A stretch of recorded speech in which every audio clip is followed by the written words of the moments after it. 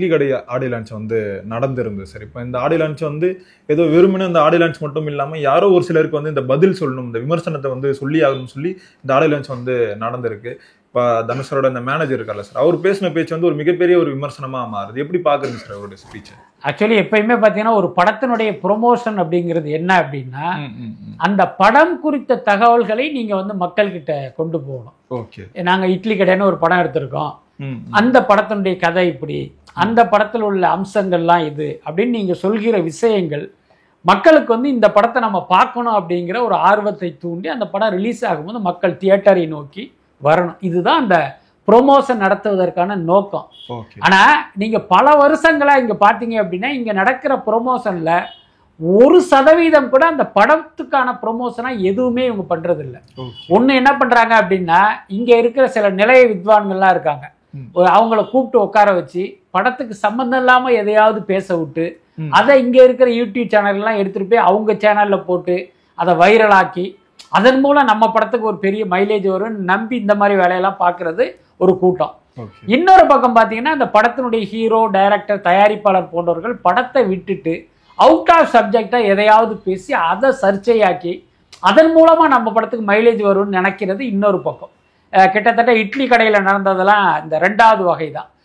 நீங்கள் ஏற்கனவே தனுஷ் நடித்த அந்த குபேரா படத்தில் பார்த்தீங்கன்னா அவர் நிறைய விஷயங்கள் பேசி அது வந்து பெரிய அளவில் வைரலாகி ஒரு கட்டத்தில் பார்த்தீங்கன்னா அதுவே தனுஷுக்கு நெகட்டிவான ஒரு இதெல்லாம் வர வச்சுது. அதனால என்னமோ தெரியல இந்த முறை அவர் கொஞ்சம் அடக்கி வாசிச்சுட்டு அவருடைய மேனேஜரை விட்டு பேச வச்சிருக்காரு. எனக்கு தெரிஞ்சு ஒரு ஆடியோ லான்ச்சில் ஒரு நடிகனுடைய மேனேஜர் பேசியது இதுதான் முதல் முறைன்னு நினைக்கிறேன். அதுக்கப்புறம் அவர் பேசிய விஷயங்கள் அதையெல்லாம் வச்சு பார்க்கும்போது இது வந்து ஏதோ ஒரு தற்செயலாக அவர் மேடையில ஏற்றினா அவர் ஏதோ தெரியாம பேசிட்டார் அப்படிங்கிற மாதிரி எனக்கு தோணலை. இது எல்லாமே ஒரு திட்டமிட்டு நடத்தப்பட்டதா தான் எனக்கு தோணுது. இப்போ தனுஷுக்கு வந்து பொதுவாக இந்த ஏட்டர்ஸ்னு வந்து யாரும் இருக்க மாட்டாங்க சார், அவருடைய படங்கள் எல்லாருமே போய் தான் பார்ப்பாங்க.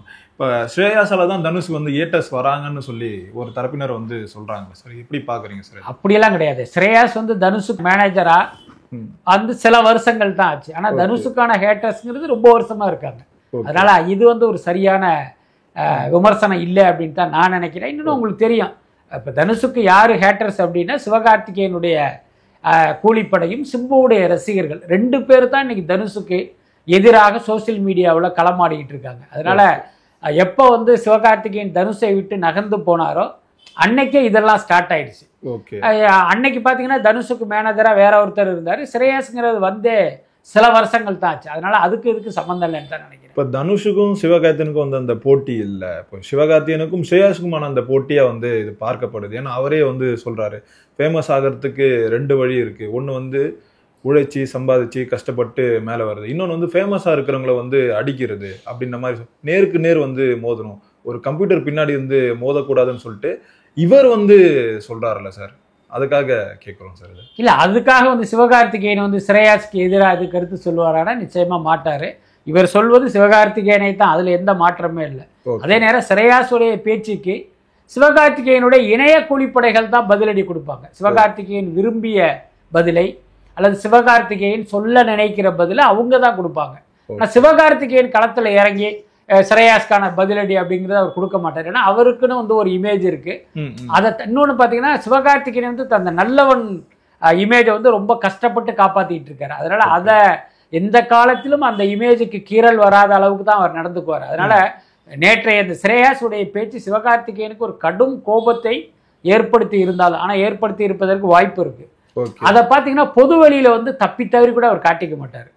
அவருடைய கூலிப்படைகள் மூலம் தான் அவருடைய ரியாக்ஷன்ஸ் இருக்கும். தனுஷாருக்கு இவரே ஒரு அட்வைஸ் வந்து சொல்றாரு, பிஆர் கத்துக்குங்க சார். இப்போ இந்த மற்ற வுட்ல நடிக்கிறது வந்து முக்கியம் இல்லை, இந்த பிஆரும் வந்து பண்ணணும் வந்து சொல்றாரு. தனுஷ் என்னதான் பெரிய படங்கள் ஹிட் படங்கள் கொடுத்தாலுமே அவர் இன்னும் அந்த டயர் 2 இதில் தான் இருக்காரு. இப்போ சிவகார்த்திகேயன் அதுக்கப்புறம் இந்த பிஆர் ஒர்க்லாம் பண்ணி இப்போ அந்த டயர் 1 ரேஞ்சுக்கு வந்து போயிட்டார் சார். அதனால இதை வந்து சொல்றாரா சார்? இல்லை, நம்ம டயர் 1 டயர் 2லேயே வந்து எனக்கு வந்து ஒரு மாற்று கருத்து இருக்கு. என்னன்னா இன்னைக்கு பார்த்தீங்கன்னா சிவகார்த்திகேயனை விட தனுஷ் தான் வந்து ஒரு படி மேலே இருக்கார். ஏன்னா இப்போ ஒரு நட்சத்திர அந்தஸ்து எப்படி தீர்மானிக்கப்படுது அப்படின்னா அவர்கள் வாங்குகிற சம்பளம், அவர்கள் படத்தினுடைய பிஸ்னஸ், அவர்கள் படத்தினுடைய வசூல், இந்த 3 அடிப்படையில தான் ஒரு நடிகருடைய நட்சத்திர ஸ்தானமே தீர்மானிக்கப்படுது. அந்த அடிப்படையில் சிவகார்த்திகேயனை விட ஒரு படி மேல இருக்கிறது தனுஷ் தான். விதிவிலக்கா பாத்தீங்கன்னா அமரன்கிற படம் வந்து ஒரு மிகப்பெரிய வெற்றி அடைஞ்சிருச்சு. அது வந்து ஒரு மேஜிக். அதை வச்சு நம்ம சிவகார்த்திகேயனுடைய பிஸ்னஸ் ரேஞ்சு அல்லது சிவகார்த்திகேயனுடைய நட்சத்திர ஸ்தானம் இதுதான் அப்படின்னு நம்ம தீர்மானிக்க முடியாது. இன்ஃபேக்ட் பார்த்தீங்கன்னா இப்போ வந்த மதராசி படம் அமரன் படத்தினுடைய வசூலில் பார்த்தீங்கன்னா 1/3 பங்கு தான் பண்ணியிருக்கு. அப்போ பார்த்தீங்கன்னா ஒரு ஆட்டோமேட்டிக்காகவே அவர் தனுஷை விட ரொம்ப கீழே போயிட்டார். வாங்குகிற சம்பளத்திலையும் பார்த்தீங்கன்னா சிவகார்த்திகேயனை விட தனுஷ் தான் பெரிய சம்பளம் வாங்கிட்டு இருக்காரு. அதனால் அந்த கருத்தில் வந்து எனக்கு உடன்பாடு இல்லை. பட் என்ன இருந்தாலும் பார்த்தீங்கன்னா சிவகார்த்திகேயனுடைய வளர்ச்சி அப்படிங்கிறது ஒரு மிகப்பெரிய வளர்ச்சி தான். இப்போ தனுஷுடைய வளர்ச்சி வேகத்தையும் சிவகார்த்திகேயனுடைய வளர்ச்சி வேகத்தையும் எடுத்துக்கிட்டீங்க அப்படின்னா தனுஷை விட இன்னொரு மடங்கு வேகமாக இவர் வளர்ந்துருக்கார். அதில் எந்த மாற்றமே இல்லை. அதே நேரம் பார்த்தீங்கன்னா சிவகார்த்திகேயனுடைய இந்த வளர்ச்சிக்கு அவருடைய திறமை, உழைப்பு இதெல்லாம் ரொம்ப முக்கியமான காரணம். நீங்கள் வெறுமனே பார்த்தீங்கன்னா பிஆர் பண்ணி அல்லது ஒரு நடிகனை அடித்து மட்டுமே நீங்கள் இந்த இடத்துக்கு வந்துட முடியாதுல்ல. நீங்கள் உழைக்கணும், உங்களுக்கு ஒரு திறமை இருக்கணும், அதெல்லாம் சேர்த்து தான் அவர் இந்த இடத்துக்கு கொண்டு வந்து. இந்த பிஆர் ஒர்க்ஸ்னா இப்போ இந்த சமீபத்தில் அந்த மதராசி படம் ரிலீஸ் ஆயிரும் சார். இப்போ ரஜினிகாந்த் வந்து அவருக்கு ஃபோன் பண்ணி வந்து சொல்றாரு. இப்போ அதையே ஒரு பிஆர் ஒர்க்ஸா வந்து பண்றாங்க சார். அந்த மாதிரி தனுஷ் வந்து இதெல்லாம் பண்ணணும். என்னதான் தனுஷ் வந்து ரஜினியோட முன்னாள் மருமகனாக இருந்தாலும் அதை வச்சு அவர் வந்து எங்கேயுமே வளரல. தன்னோட உழைப்பின் மூலியமா தான் வளர்ந்தாரு சார். அதுக்காக இதை சொல்றாங்க. இல்லை நிச்சயமா அந்த ஸ்ரேயாஸ் வந்து இப்போ தனுஷுக்கு ஒரு விஷயம் சொல்றாரு அப்படின்னா அவருடைய நலனில் அக்கறை கொண்டு சொல்றதா தான் நம்ம வச்சுக்க முடியும். நீங்களும் பிஆர் ஒர்க் பண்ணுங்க அப்படிங்கிறது வந்து ஓகே. அது வந்து இப்போ நீங்கள் சொல்கிற அர்த்தத்தில் இருந்தால் அதை நம்ம வரவேற்கலாம். இதே மாதிரி ஒரு செலிபிரிட்டி பாராட்டுறாங்கன்னா அதை நீங்கள் வந்து ஷேர் பண்ணுங்க, அது வந்து நமக்கு ஹெல்ப் பண்ணும் அப்படிங்கிறது ஒரு பாசிட்டிவான அட்வைஸ் தான். அதே நேரம் நீங்களும் சிவகார்த்திகேயன் மாதிரி இணைய கூலிப்படம் வச்சுக்கிட்டு அவரை திட்டுங்க அப்படின்னு அதுக்கு ஒரு அர்த்தம் இருந்துச்சு அப்படின்னா அதை நம்ம என்கரேஜ் பண்ண முடியாது. இப்போ தமிழ் சினிமாவில் தனுஷ் அடிக்கிறதுக்கு ஒரு கும்பல் இருக்கா சார்? நிச்சயமா இருக்கு. அதில் எந்த மாற்றமே இல்லை. அது நம்ம பல்வேறு மட்டங்களில் நம்ம பார்க்குற வெளிப்படையாக நான் பல்வேறு இன்டர்வியூவில் சொன்னது தான். சிவகார்த்திகேயன் தனுஷுக்கு எதிரான ஒரு மனநிலையும் நிலைப்பாடும் கொண்டவர் தான். அவருடைய இணைய கூலிப்படை அவருக்கு எதிராக வந்து தொடர்ந்து வன்மத்தை கக்கிட்டு இருக்காங்க. அதுக்கப்புறம் விக்னேஷ் சிவன், நயன்தாரா, என்ன சிம்பு, இவங்களும் இவர்களுடைய ரசிகர்களும் தனுஷுக்கு எதிராக தான் இருக்காங்க. அது ரொம்ப அப்பட்டமாக தெரிந்த உண்மை தானே. அதே மாதிரி ஜிவி பிரகாஷ்குமார் இருக்குல்ல சார், அவர் பேசணும் மிகப்பெரிய ஒரு சர்ச்சையா மாறுது. ஏன்னா அந்த ராயன் படத்துல நடிக்க கூப்பிட்டாரு தனுஷாருக்கு தம்பியா. என்னால வந்து அந்த படத்துலயும் வந்து அவரை என்னால அந்த துரோகத்தை வந்து பண்ண முடியாது. அந்த 4 பேர் லிஸ்ட்ல நான் வந்து என்னைக்கும் வரமாட்டேன் அப்படின்னு சொல்லியிருந்தாரு சார். அந்த 4 பேர் யாரு? என்னப்பா அந்த 4 பேர் சொன்னதுக்கு அப்புறம் ஒன்னு சிவகார்த்திகேயன் வந்து சொல்றாங்க, இன்னொன்னு வந்து நயன்தாரா சொல்றாங்க, விக்னேஷ் சிவன் சொல்றாங்க, அந்த 4வது ஆள் வந்து அனிருத் அப்படின்ற மாதிரியான செய்திகள் வந்து வருது சார். அதான் 4 பேர் அப்படிங்கிறதுனால நம்ம ஸ்ட்ரைட்டா அதுக்கான அர்த்தத்தை தேட வேண்டிய அவசியம் இல்லைன்னு நினைக்கிறேன். நம்ம ஏற்கனவே சொன்ன மாதிரி வழக்கமா பாத்தீங்கன்னா அந்த ஊர்ல 4 பேர் 4 விதமா பேசுவாங்கங்கிற மாதிரியான 4 பேரா அதை நம்ம கணக்குல எடுத்துக்க வேண்டியது. அதையும் தாண்டி இல்ல அவர் 4 பேருங்கிற அர்த்தத்துல தான் சொன்னாரு அப்படின்னு நீங்க பாத்தீங்க அப்படின்னா நீங்களே 3 பேரை சொல்லிட்டீங்க. அந்த இன்னொருவர் யார் அப்படிங்கிற குழப்பமும் சந்தேகமும் எனக்கும் இருக்கு, நிறைய பேருக்கு இருக்கு. என்ன காரணம் அப்படின்னா சிம்புவும் அந்த 4 பேரில் ஒருவராக இருப்பதற்கு வாய்ப்பு இருக்கு, அனிருத்தும் அந்த 4 பேரில் ஒருவராக இருப்பதற்கு வாய்ப்பு இருக்கு.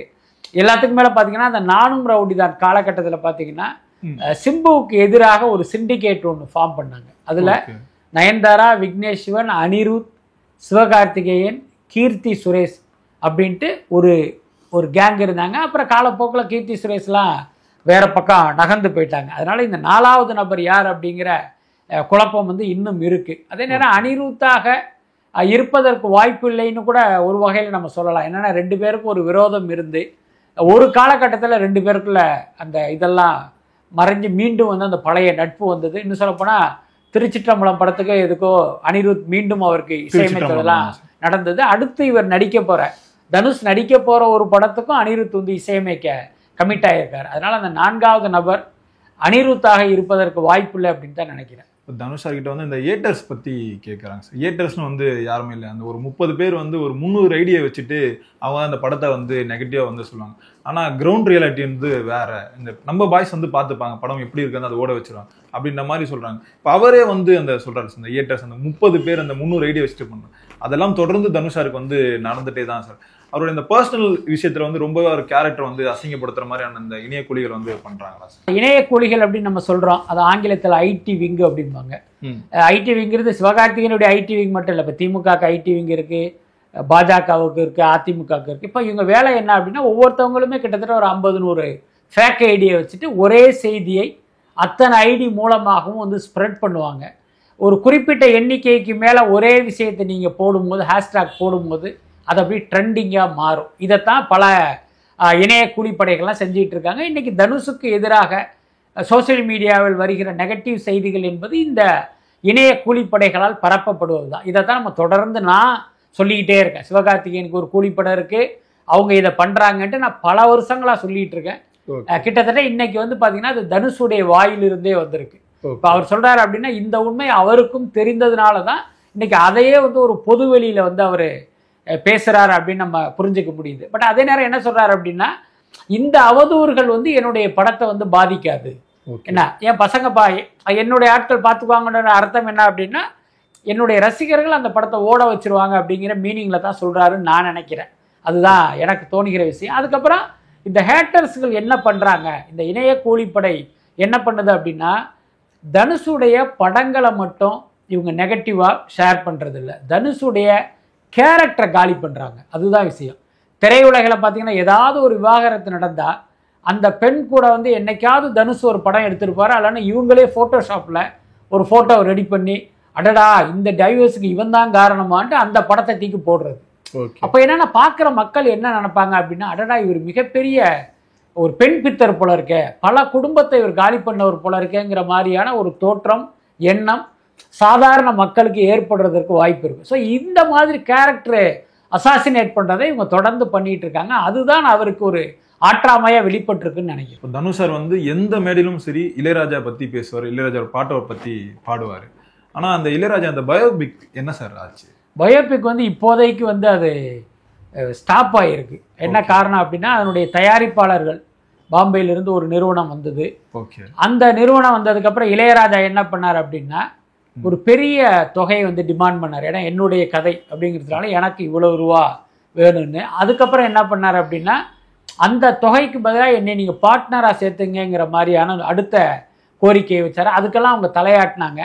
அதுக்கப்புறம் பார்த்தீங்கன்னா இளையராஜாவுக்கும் அந்த கம்பெனி மீது பார்த்தீங்கன்னா ஏதோ ஒரு அவநம்பிக்கை அல்லது ஏதோ ஒரு அதிருப்தி. அதனால் என்ன இந்த கம்பெனியால் இந்த படத்தை சரியாக எடுக்க முடியாது அப்படின்ட்டு இப்போ வேறு நிறுவனத்தை அவங்க சர்ச் பண்ணுறதா ஒரு தகவல் இருக்குது. இந்த கேப்பில் அருண் மாதேஸ்வரன் என்ன பண்ணார் அப்படின்னா இந்த ப்ராஜெக்டை நம்பியே நம்ம உட்காந்துருந்தோம்னா நம்ம வேலை கெட்டு போயிடும் அப்படின்ட்டு அவர் வந்து இன்றைக்கி சன் பிக்சர்ஸ்க்காக லோகேஷ் கனகராஜா ஹீரோவை வச்சு இன்னொரு படம் எடுக்கிறதுக்கு போயிட்டார். அந்த படத்தை முடிச்சுட்டு வர்றேன், அதுக்கப்புறம் இந்த ப்ராஜெக்ட்டுக்கு வரலாங்கிற மாதிரி அவர் நகர்ந்து போயிட்டார். இதுக்கிடையில் தனுஷும் இந்த ப்ராஜெக்டுக்காக என்னாலையும் வெயிட் பண்ண முடியாதுன்னு அவர் வரிசையாக படங்களை கமிட் பண்ணிட்டு போயிட்டார். அதனால் இன்னைய தேதியில் சொல்லணும் அப்படின்னா இளையராஜா பயோபிக்ங்கிறது வருவதற்கான வாய்ப்புங்கிறது ரொம்ப குறைவு தான். அந்த இட்லி கடை அந்த படம் வந்து எப்படி சார் வந்துருக்கு? இட்லி கடையை பொறுத்த வரைக்கும் இண்டஸ்ட்ரியில் ஒரு பாசிட்டிவான தகவல் தான் இருக்குது. நான் விசாரித்த வகையில் பல பேர் பார்த்தீங்கன்னா அந்த வந்து தனுஷுக்கு வந்து இது ஒரு மிகப்பெரிய வெற்றி படமாக இருக்குங்கிற மாதிரி தான் சொல்கிறாங்க. பட் அதே நேரம் இந்த கண்டிஷன்ஸ் அப்ளை மாதிரி சொல்ல வேண்டிய விஷயம் என்ன அப்படின்னா இந்த இத்தனை தகவல்களுமே அந்த படத்தில் ஒர்க் பண்ணவங்க மூலம் நமக்கு கிடைத்த தகவல் தான். அதனால் அதை அப்படியே நம்ம எடுத்துக்க முடியாது. கொஞ்சம் மிகைப்படுத்தப்பட்ட தகவலாகவும் அது இருப்பதற்கு வாய்ப்பு இருக்குது. பட் என்ன இருந்தாலும் என்னுடைய தனிப்பட்ட கருத்து என்ன அப்படின்னா அந்த இட்லி கடை அப்படிங்கிற அந்த தலைப்பே இந்த படத்தில் ஏதோ ஒன்று இருக்குது அப்படிங்கிறத உணர்த்துவதாக தான் இருக்குது. தனுஷ் வந்து ரொம்பவே பக்குவமாயிட்டாரா சார்? ஏன்னா அந்த குபேரா ஆடியோ லான்ச்லாம் ரொம்பவே அதிகமாக பேசியிருப்பார், இந்த ஆடியோ லான்ச்சில் ரொம்பவே காமாக பேசியிருக்காரு சார். அதாவது குபேரா ஆடியோ லான்ச்சுக்கும் இட்லி கடை ஆடியோ லான்ச்சுக்கும் ஒரு 10 வருஷம்லாம் ஆயில்ல, சில மாதங்கள் தான் ஆகுது. இந்த இடைப்பட்ட காலத்தில் அவருக்கு ஒரு பெரிய பக்குவம் வந்திருப்பதாக நான் நினைக்கல. என்னென்னா அந்த ஆடியோ லான்ச்சில் அவர் பேசின பேச்சு ஒரு பக்கம் பாராட்டப்பட்டாலும் இன்னொரு பக்கம் விமர்சிக்கப்பட்டது. அதாவது ஒரு பக்கம் அந்த இணைய கூலிப்படைகளால் அதை ட்ரால் பண்ணப்பட்டாலும் சாதாரணமான ஆட்கள் வந்து அதை விமர்சனம் பண்ணாங்க. ஸோ அந்த விமர்சனத்தில் இருந்த உண்மை தனுஷை வந்து யோசிக்க வச்சுருக்கோன்னு நினைக்கிறேன். நம்ம கொஞ்சம் ஓவராக தான் பேசிட்டோம், இனிமேல் நம்ம கொஞ்சம் அடக்கி வாசிக்கணும் அப்படிங்கிற அந்த மனநிலைக்கு அவர் கொண்டு போயிருக்குன்னு நினைக்கிறேன். அதுக்கடுத்து பார்த்தீங்கன்னா இப்பையும் போய் உட்காந்து நீங்கள் அதனுடைய தொடர்ச்சியாக பேசிட்டீங்கன்னா அது எந்த யூஸுமே இல்லை. அதுவே இன்னொரு ட்ராலுக்கு காரணமாயிடும். இவருக்கு வேறு வேலை இல்லைடா, எங்கே வந்தாலும் இதே மேட்டரை பேசிக்கிட்டு இருக்காருங்கிற மாதிரி ஒரு பேச்சு வந்துடும். அதனால இந்த முறை அடக்கி வாசிச்சிருப்பாருன்னு தான் நான் நினைக்கிறேன். அதான் சார், போன வாட்டி இந்த குபேர் ஆடியோ லான்ச்சில் வந்து அந்த ராயன் பாட்டு போட்டிருப்பாங்க, அதுக்கு ரியாக்ஷன் மட்டும் கொடுத்துட்டு அப்படியே நின்றுருப்பார். அதுக்கே இந்த ஆடியோ லான்ச்சில் வந்து என்ன நடந்ததுன்னு வந்து விளக்கத்தை வந்து கொடுத்துருக்காரு சார். அதனால அதை கேட்டிருந்தேன். அதுதான், ஏன்னா சோசியல் மீடியாவில் வந்து ஒவ்வொரு அசைவுக்குமே ஒரு அர்த்தம் கண்டுபிடிக்கப்பட்டு அது பெரிய அளவில் பரப்பப்படுது. அப்போ அடுத்த நிகழ்வுகளில் பார்த்தீங்கன்னா நம்ம இன்னும் கவனத்தோடு இருக்கணும் அப்படிங்கிறது அவங்களுக்கு உணர்த்துது. Okay sir.